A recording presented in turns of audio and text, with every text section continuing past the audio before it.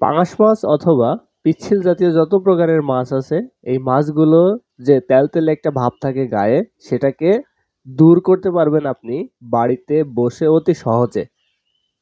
অনেকে এটা করতে করতে ক্লান্ত হয়ে যান, বা এটা দেখা যাচ্ছে যে চাকু বা বটি দিয়ে ঘষতে থাকেন কিন্তু প্রপারলি কাজ হয় না।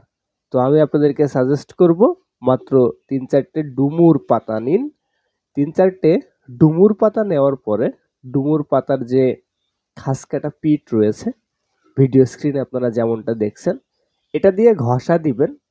কিছুক্ষণ ভালোভাবে ঘষলে মাছের গায়ের যে আঁশ থাকবে, যে তেলে আঁশটে, সেটা আস্তে আস্তে দূর হয়ে যাবে। আপনি ঘরে বসে এটা করতে পারবেন এবং এটাতে আপনার পরিশ্রমও খুব কম হবে। দেখতে পাচ্ছেন আমি কয়েকটি পাতা ব্যবহার করেছি এবং মাছটিকে অতি সহজে অনেক চকচকে করে নিয়েছি।